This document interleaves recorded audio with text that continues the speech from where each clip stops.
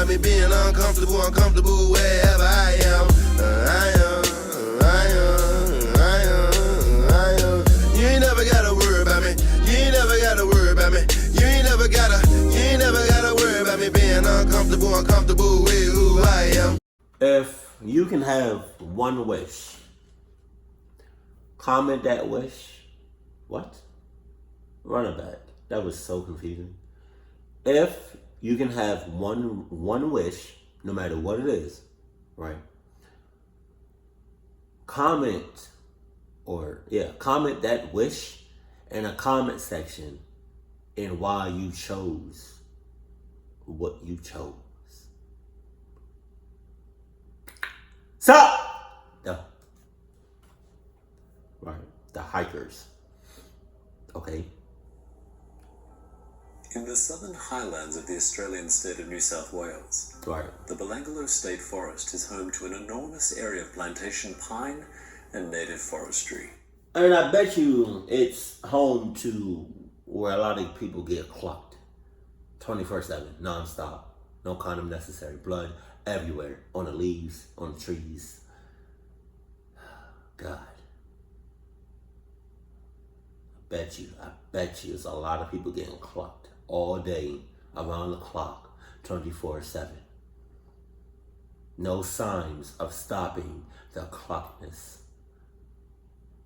No signs of mercy. It's just all day. It's free to access for all and is popular for four-wheel driving, trail bike riding, and forest camping. And cluckness. In December 1989, two American tourists set off into the forest with the intention to spend several days hiking and camping as they made their way from one side of the forest to the other. Hell no.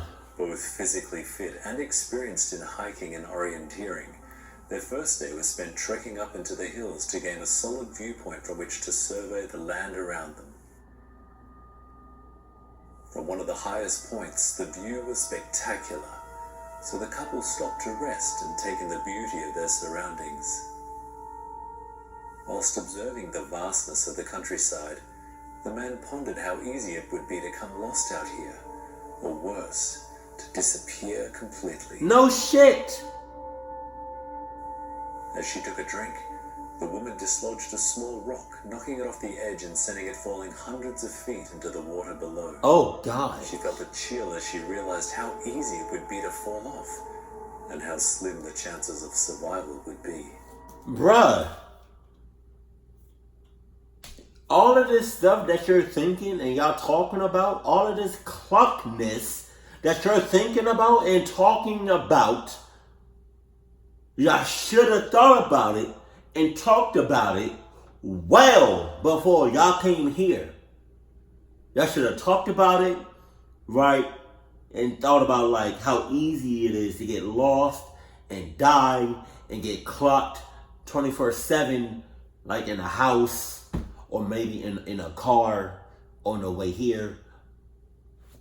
It's not really a good idea for y'all to be talking about this and thinking about it while you're there. Because the chances, the more you're talking about it and thinking about it, the chances of that actually happening is pretty high. Gotta be honest with you. They thought they were completely alone. However, this changed when they realized they could hear the sound of footsteps heading up the hill behind them. Sus. The man could make out the silhouette of a single person who had stopped and was just standing there. Oh no. Although this wasn't particularly unusual, it still didn't feel quite right, so he told his girlfriend that he thought it would be best if they kept moving. Right. She nodded in agreement, and they set off to find an area to camp for the night. All right, cool. As night fell over the forest, the temperature dropped quickly. Fortunately for the couple, they'd managed to set up their tent while they still had light, and had set up a campfire on which they cooked their dinner. They then sat and relaxed, staring deeply into the fire as they reflected on the day that had just gone. And excitedly pondered the next few days and what lay ahead. Watch your back.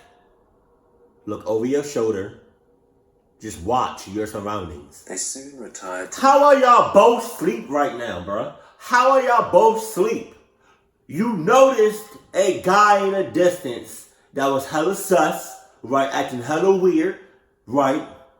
Y'all were thinking about all of the bad stuff that could happen. Y'all were definitely talking about it. So if you're talking about it, you know, it may manifest. It may become reality, right?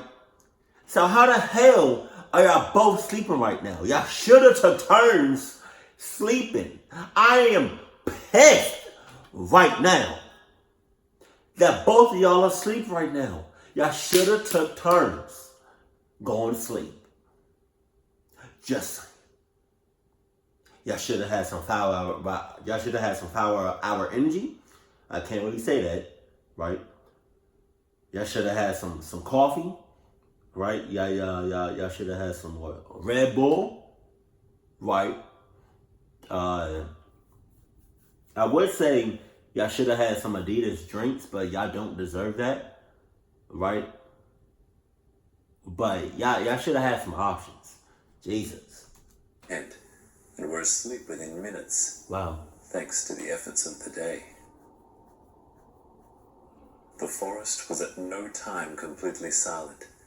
There are dozens of nocturnal animals in Australia, and due to this, at night the forest comes alive with the sound of insects and marsupials. Oh my God. The couple felt quite comfortable sleeping to these sounds of nature. My They thought ass. there were nothing particularly out of the ordinary, My ass. until the man was awoken by the sound of what he thought was crying.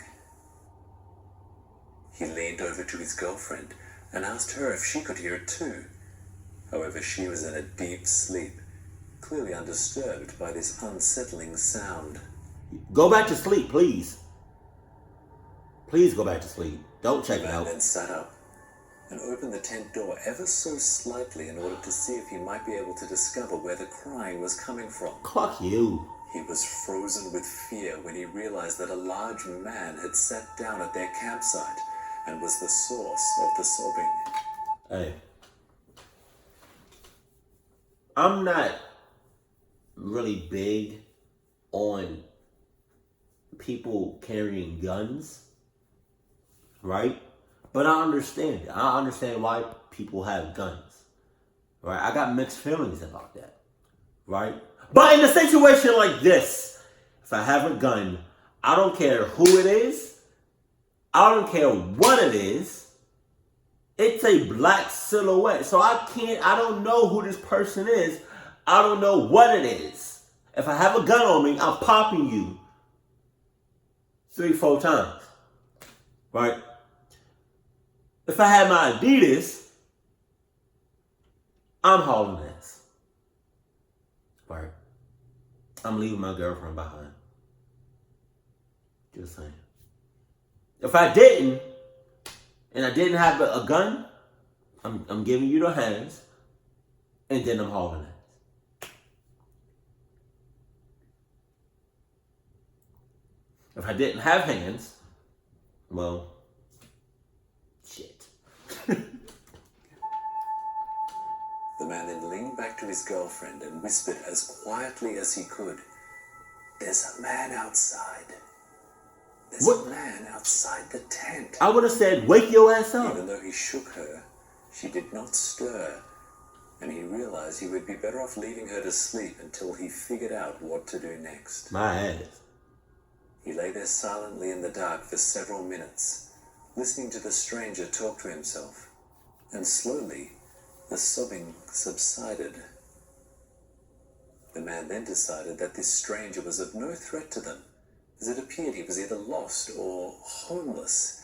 Either way, he needed help, or at least someone to talk to. Not me. The man Clark? then Oh stepped my out of the God. tent and spoke to the stranger. "Hello," he said. "Are you lost?" Oh God. "No," the man replied. "I just needed to sit and think for a moment."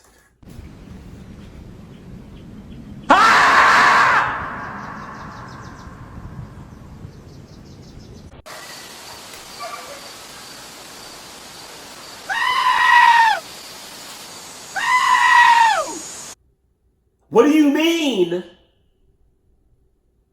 First of all, if I asked you, are you lost? I would have said, what the hell are you doing over here? Right? And then he would hit me with, what did he say? Like, I needed to sit and think for a minute. Bruh, we're in the forest. You know how many logs are out there? You know how many other logs that are just out there that you can sit on? Why do you need to come here in our space and sit and invade our privacy? Right? Why do you need to do that? I'm pretty sure there's another log a couple of feet from us that doesn't make, like, you're weird, you're sus. Get the hell away from us, please. Before I do something I am not going to regret.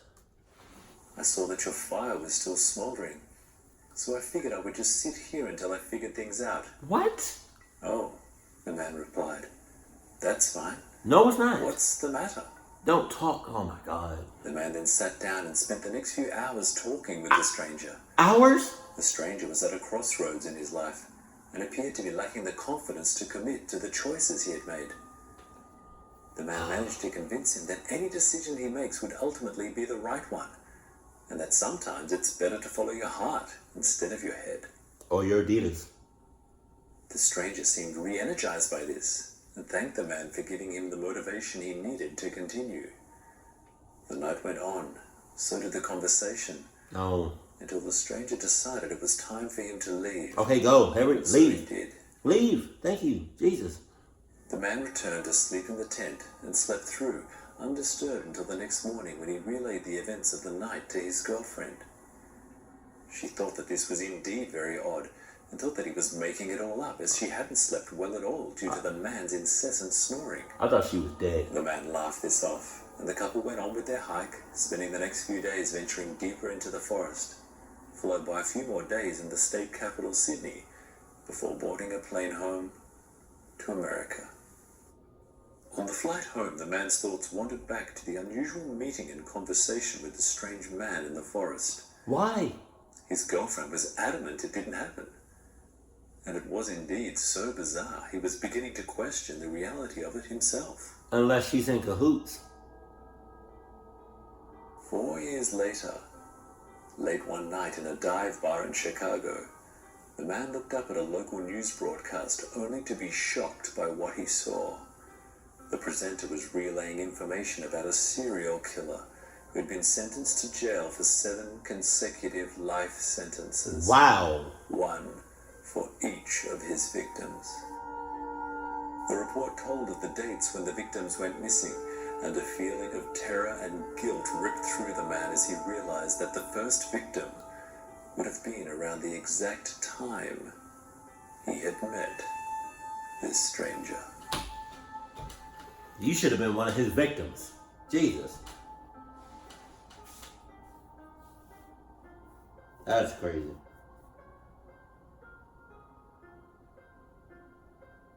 It could have been, all of this could have been avoided if they never even left the house. And I kind of feel like the girlfriend was in cahoots. I'm just saying. Like, if I was in their situation, and I would have shook the hell out of my girlfriend and be like, bro, wake your ass up. We need to get the hell out of here. Jesus. Right now.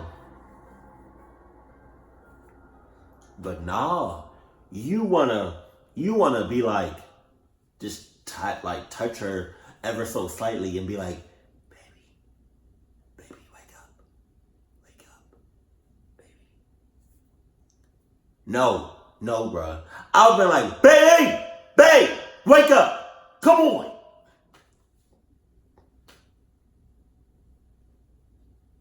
That was kind of loud, and it is late. Yeah. Oh. But oh man, there were so many red flags and so many sus things going on that I can't even comprehend how many red flags and how many susness was going on. Like I just can't. Cause whole time homie was just doing too much. He was like, you camping with your girl and you think you're the only ones right in that area, and then a random ass person just comes out of the blue, out of nowhere. A serial killer, I might add, just comes out of nowhere, and you just wanna have a nice conversation. Like, no, bro, like you good. Like, don't. If you want, you should have been like if y'all was gonna talk, just cut it really short, to the point, and just keep going. But that's on you. You should have been one of his victims. You should have been the one clucked too. You should be, yeah. Oh my gosh. But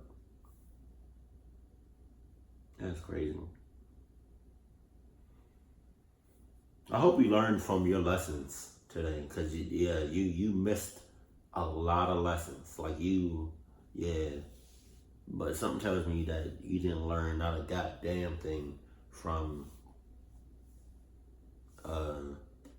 like this story. And I feel like you're just gonna keep clocking up. You're gonna miss all the bad flags. You know what? Whatever happens from this moment on, that's on you. Like, if you go to another camping trip, right, or if you just go out and about and you find yourself in a clucked up situation, then that's on you. You know? So yeah. I don't got time for this. You pissed me off today in this video. You stressing me the hell out. Keep it cool, keep it classy, and I love you. Stay happy, my family.